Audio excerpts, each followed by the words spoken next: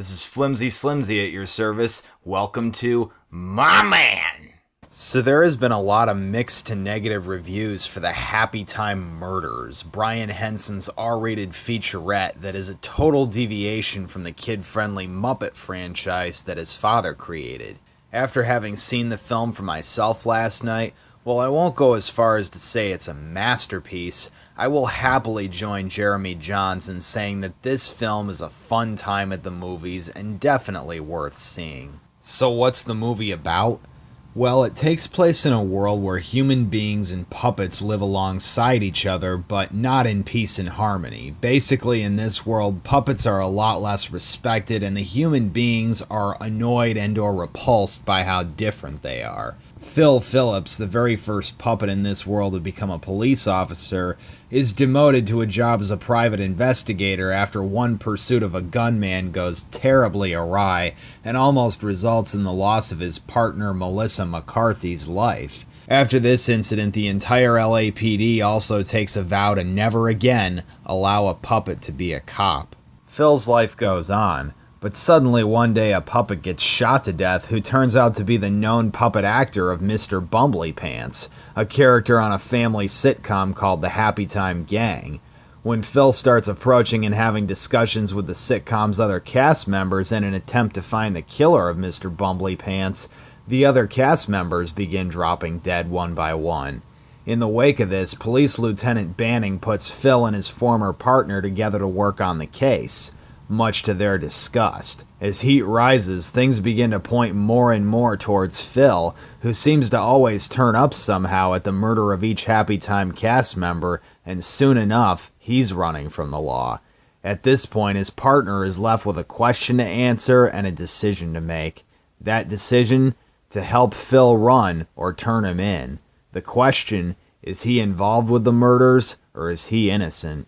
So, let's face it, the story at its core is pretty standard murder mystery crime drama fare, nothing groundbreaking going on here, but a groundbreaking plot shouldn't be a requirement for a movie to be enjoyable.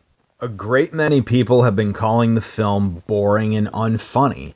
I, on the other hand, have to call those folks' sense of humor into questioning. While there were moments where I felt like the jokes went on a little longer than they needed to, I still found myself laughing quite a bit. Also, from what I understand, the most common reason I've read for people disliking this movie and the negative reviews this movie's gotten is that the film forgoes storyline material in lieu of the puppets therein being as filthy and vulgar as they can possibly get away with. So for those of you who have been saying that about this movie, I have to ask, have any of you people ever even heard of Team America World Police, the 2004 marionette film from South Park creators Trey Parker and Matt Stone? No contest, that, my friends, is a much raunchier and darker and more depraved puppet movie than this is.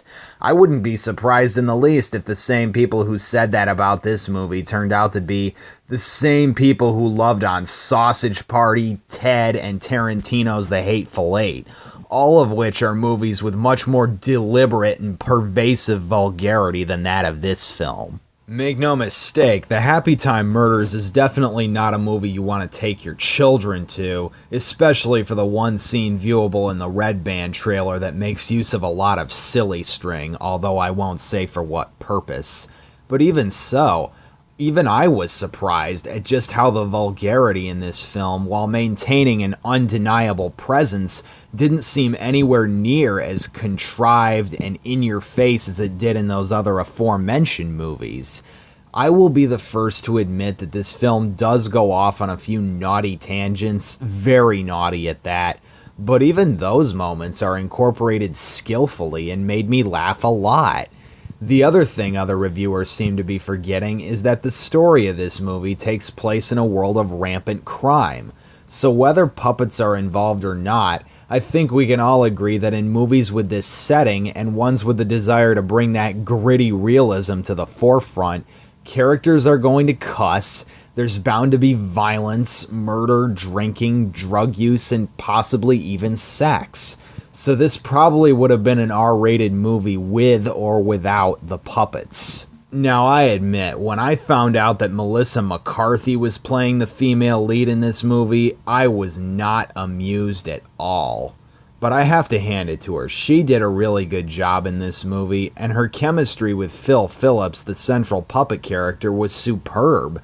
She was very convincing in her exploration of what a tumultuous relationship between a human being and a puppet would probably be like if such a thing could possibly exist. And I wasn't anywhere near as annoyed with her character as I've been with some of the other characters she's portrayed in other films in the last few years. All the puppeteers did a good job operating their puppets. I especially enjoyed Bill Barretta's performance as the main character of Phil Phillips. The interaction between the puppets and the human beings admittedly isn't quite as natural and seamless as it is in Henson's Muppet productions, but it wasn't so sloppy that it took me too far out of the movie either. Without giving away any major spoilers, the one who finally is revealed as the killer of the Happytime cast members at the end, I would have liked to see this character get a little more vicious and dark and intimidating, but thankfully they still managed to make the character dark enough to where it was at least believable. Overall, I definitely enjoyed it. I don't know about the rest of you folks, but I went to this movie to see puppets being filthy, but I also wanted it to be artfully done, and for the most part, I was entertained. So I wanted to at least step up as one of the film's defenders. If you don't want to pay the price to go see it at the cinema, I do recommend at least checking it out when it arrives on Redbox and digital download services. On a scale of 1 to 10, I'd say this one weighs in at a nice 7.8. Not spectacular, but very entertaining nonetheless. But what did you think of this movie? Did you enjoy it for what it was, or was it too much for you to handle? If you agreed or disagree with this review, please let us know why in the comments. We'd love to hear your feedback. All opinions are welcomed, be them concurring or dissenting. And if you really enjoyed this review, please hit that like button. That really helps support our content and inspires us to continue to create and provide it for you all. To support us to the fullest extent, please hit the subscribe button. Don't worry, it doesn't cost a thing. And if you hit the notification bell to double subscribe, you can be notified every time the My Man channel uploads a new video. Thanks for watching, everybody, and until next time, this is Flimsy Slimsy of My Man, signing out.